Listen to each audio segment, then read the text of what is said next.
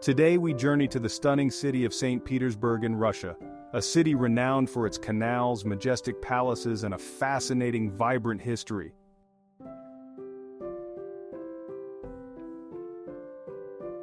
Oleg Sokolov was born in 1956 in Leningrad. In 1979, he earned a degree in engineering physics from the Physics and Mechanics faculty of Leningrad Polytechnic Institute, and then enrolled in the evening program at the Faculty of History at Leningrad State University. Graduating with honors, he successfully defended his PhD dissertation in 1991. His research centered on the history of France, and those close to him described his passion for Napoleon as almost fanatical.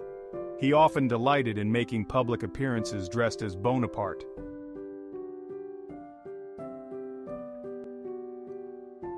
Sokolov's academic accomplishments gained recognition not just in Russia, but also across Europe. In 2003, he was awarded the Order of the Legion of Honor by French President Jacques Chirac. Furthermore, he served as a visiting professor at the École pratique des hautes études in the Sorbonne.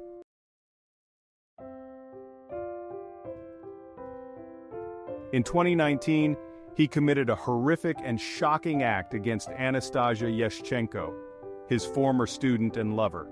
They shared an apartment on the banks of the Moika River, and for a while everything seemed perfect. The couple appeared happy, frequently seen together and enjoying each other's company.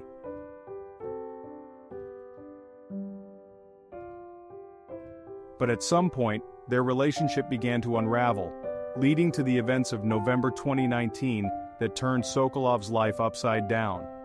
The news of this crime spread across Russia, and you've probably heard about it.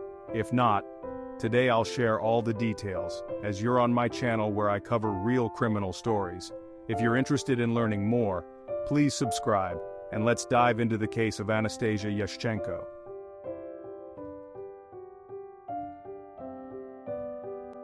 As for St. Petersburg, I don't think much explanation is needed. It's an extraordinarily beautiful city, filled with stunning architecture, elegant waterways, and an enchanting atmosphere.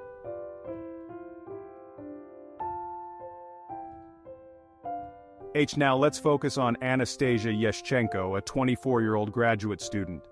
Born in 1995, it was evident from a young age that she possessed remarkable intelligence and a deep passion for learning. She built a solid academic foundation, and as she grew older, her love for history blossomed. Anastasia dreamed of becoming a recognized historian, a goal that brought her to St. Petersburg State University, where she developed a particular interest in French history. Her dedication to her subject earned her admiration from friends and classmates alike. Anastasia's enthusiasm for history was so intense that she often embodied historical figures, meticulously crafting period costumes and participating in reenactments.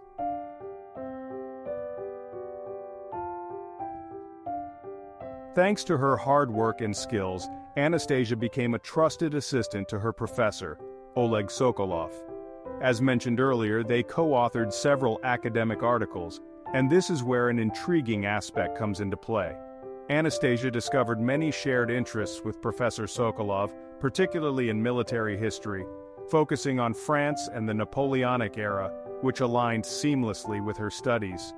He organized and participated in reenactments of battles from the Napoleonic Wars, often dressing in period costume and fully immersing himself in the role of Napoleon.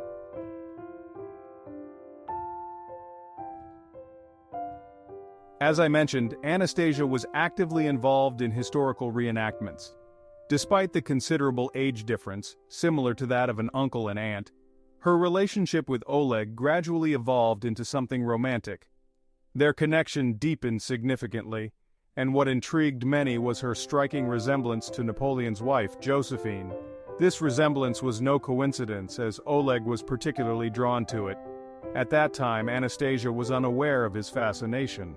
However, the professor had previously made attempts to connect with other students, often inviting them to meet esteemed historians and gain valuable insights.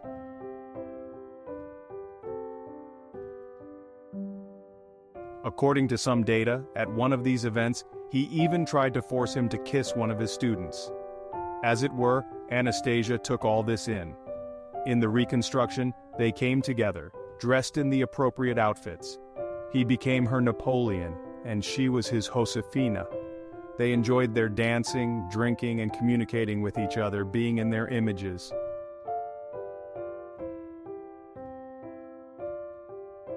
At some point, it became evident that Oleg had a distinct aura, a sense of his own importance.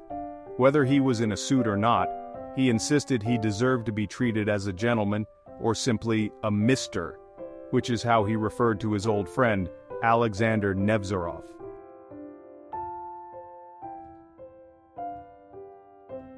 In fact, addressing him any other way was unacceptable. He couldn't tolerate when people ignored him or didn't follow what he considered right, and this attitude extended to Nasty as well. After she finished her studies and moved out of the dormitory, Oleg insisted that she move in with him to his luxurious apartment in the prestigious Naberezhnaya neighborhood.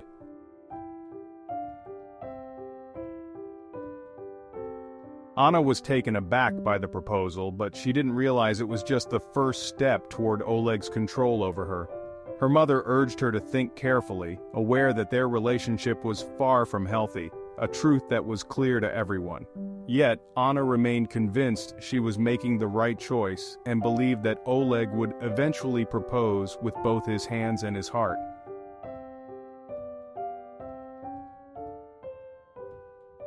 After moving in, she began helping him with lectures and research.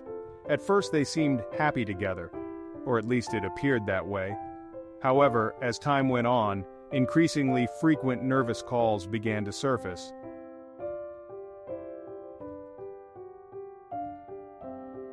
She became so overwhelmed by Oleg's pressure that she stopped seeing her friends, cut ties with her mother, who disapproved of their relationship, and abandoned her favorite interests. Her life became completely centered around Oleg. Little did she know that these dynamics would ultimately lead to a real tragedy.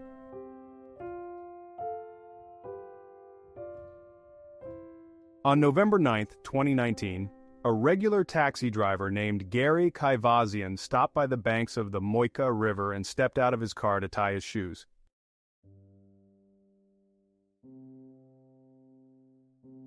His calmness was abruptly shattered by cries coming from the river.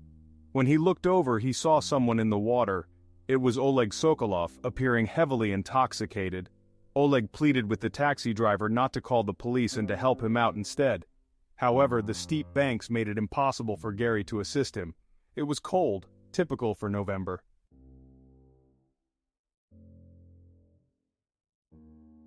Concerned for Oleg's health, Gary decided to call an ambulance and the police. Within just 5 minutes, rescuers arrived and pulled Oleg from the water. Shortly after, the police arrested him when they discovered a bag containing 2 severed human hands.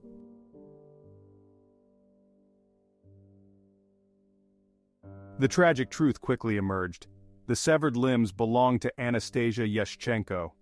Fears that the river might conceal other sinister secrets prompted authorities to send divers to meticulously search the bottom for additional evidence.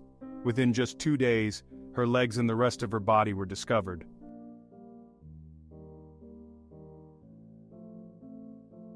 Through the investigation, information from Oleg, surveillance footage, and testimonies from those close to Anastasia gradually painted a clearer picture of the events that had unfolded.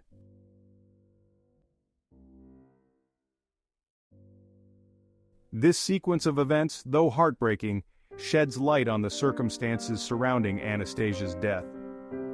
Just 2 days prior to the discovery of her body, on November 7th, Anastasia had a heated argument with Oleg and called her brother.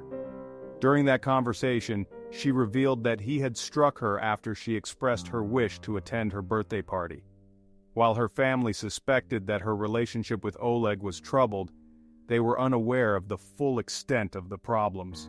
Shortly after that first call, she contacted her brother again, but this time her voice was flat and lacking any emotion.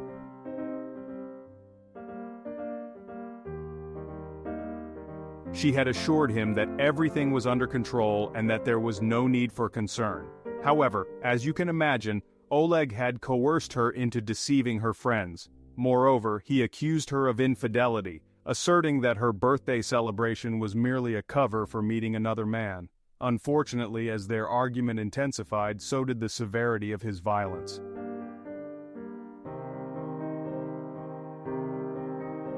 As a historical reenactment enthusiast, Oleg had built up an extensive collection of weapons in his apartment. In a moment of rage, he seized a gun from the wall, loaded it, and fired 4 shots at Anastasia.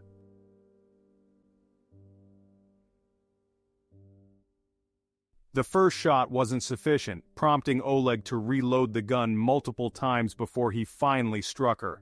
In a state of distress, he moved the lifeless Anastasia to the next room and concealed her under the bed. As he pondered his next steps, it became clear that he had no urgency to act. Interestingly, the next day he went to a dinner with colleagues, indulging in drinks and fine food while Anastasia's body remained just a room away.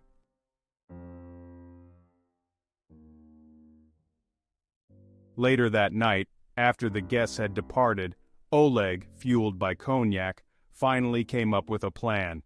He retrieved a knife from the kitchen and began the gruesome task of dismembering Anastasia's body, intending to pack the remains into several bags for disposal in the Moika River, which was conveniently close to his home. Surveillance cameras recorded him as he discarded the bags. On his first trip, he got rid of her legs, and on the second, he disposed of her torso.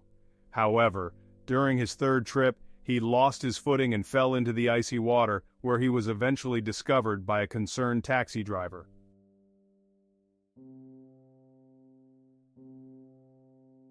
During the search of his apartment, investigators uncovered the remaining parts of Anastasia's body, including her head, meticulously wrapped in an IKEA bag. How did it come to this, you might wonder? It appears that Oleg wanted to share his version of events with her friends and family. During their argument, Anastasia had made comments about one of Oleg's daughters, which seemingly provoked him to an explosive rage.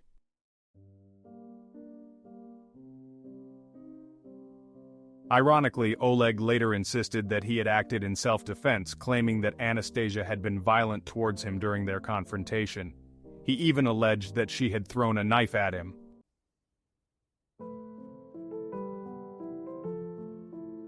However, given what we already know, Oleg's account appears highly improbable. Tragically, we may never uncover the complete truth of the events that transpired. Anastasia's friends firmly asserted that she would never harm anyone, much less throw a knife at someone she cared about. Such behavior is simply inconsistent with her character.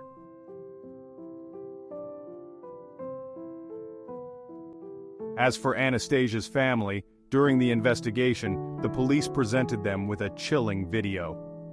They were not only unaware of the circumstances surrounding the crime at the time, but also discovered the horrifying details through news reports on TV and various online sources.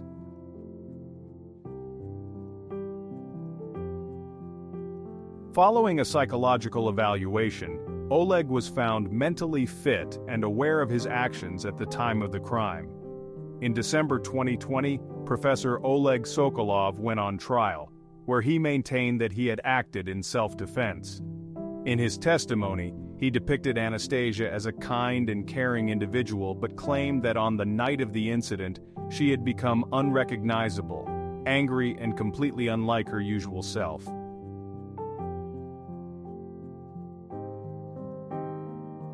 Oleg claimed that after firing the first shot, he lost all consciousness, and that the remainder of the night was a blur for him.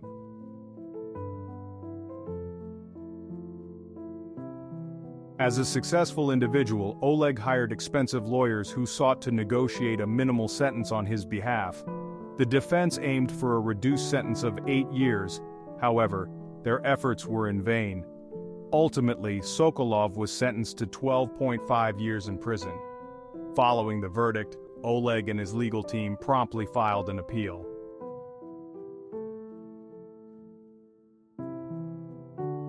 Interestingly, during the court proceedings, Oleg conveyed genuine regret over the tragedy and sought forgiveness from Anastasia's parents. However, he never explicitly asked for their forgiveness.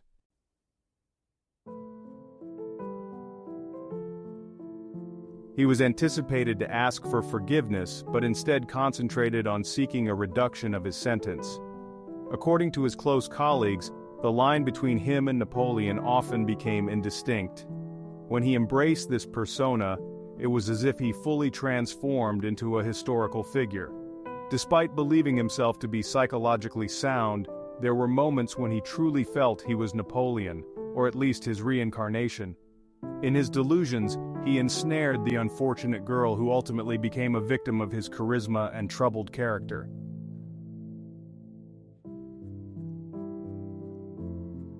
The entire situation is truly tragic, culminating in an unnecessary loss of life that deeply affected Anastasia's family. The pain of parents having to bury their children is unimaginable. Regarding Oleg's case, many would agree that 12.5 years feels insufficient for such a grave crime, especially considering the premeditated nature of his actions and the profound impact on Anastasia's loved ones.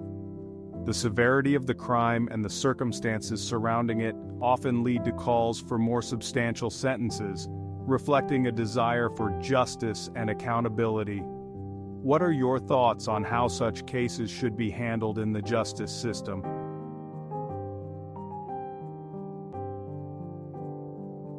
Thank you for watching.